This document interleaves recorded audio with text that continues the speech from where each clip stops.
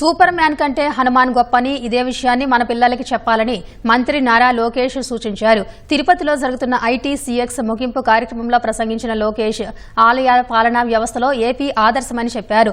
రాష్ట్రంలో ప్రధాన దేవాలయాల సేవలన్నీ వాట్సాప్ ద్వారా అందుబాటులోకి తెచ్చామన్న ఆయన త్వరలోనే తిరుమల తిరుపతి దేవస్థానానికి సంబంధించిన సేవలు కూడా వాట్సాప్ వేదికగా తీసుకొస్తామని తెలిపారు.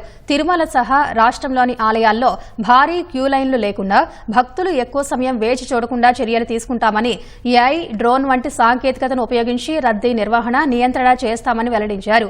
ఇదే సమయంలో సంప్రదాయాలను కాపాడుతామన్న లోకేష్ ప్రధాన ఆలయాల్లో వైదిక సాంప్రదాయాలను నిలబెట్టేందుకు వైదిక కమిటీలు ఏర్పాటు చేసినట్టు గుర్తు చేశారు.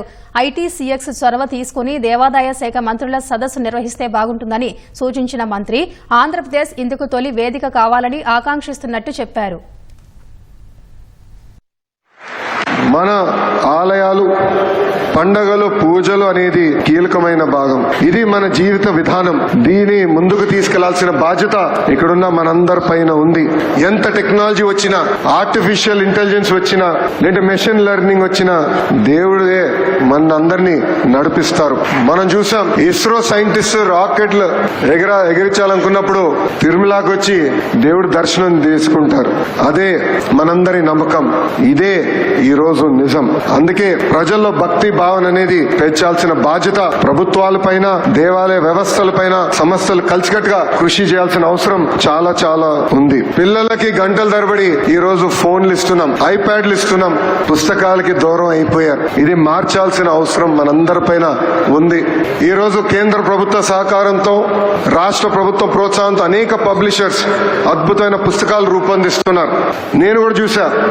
నాకు 9 సంవత్సరాల అబ్బాయి ఉన్నాడు, దేవాంశ్. అతనికి నేను ఐఫోన్లు, ఐప్యాడ్లు ఇవ్వను, కానీ అద్భుతమైన పుస్తకాలు ఇస్తున్నాం. మన విధానం ఏంటి, మన సాంప్రదాయాలు ఏంటి, ఇది పిల్లలకి నేర్పించాల్సిన అవసరం మనందరి పైన ఉంది. మనందరం చూస్తాం, సూపర్ మ్యాన్ అంటారు, స్పైడర్ మ్యాన్ అంటారు, అవెంజర్స్ ఇవన్నీ వస్తున్నాయి. కానీ మనందరం మర్చిపోతున్నాం, మన దగ్గర కూడా కృష్ణుడి లీలలున్నాయి. మన శ్రీరాముడు ఉన్నాడు, మహా శివుడి గొప్పతనం కూడా మన దగ్గర ఉంది. ఇది మన పిల్లలకి చెప్పాల్సిన బాధ్యత సమాజం పైన ఉందని ఈ సభాముఖం అందరికీ తెలుపుతున్నాం. అందరం కలిసికట్టుగా మన సంస్కృతిని కాపాడవలసిందిగా ఈ సభాముఖం కోరుతున్నాం.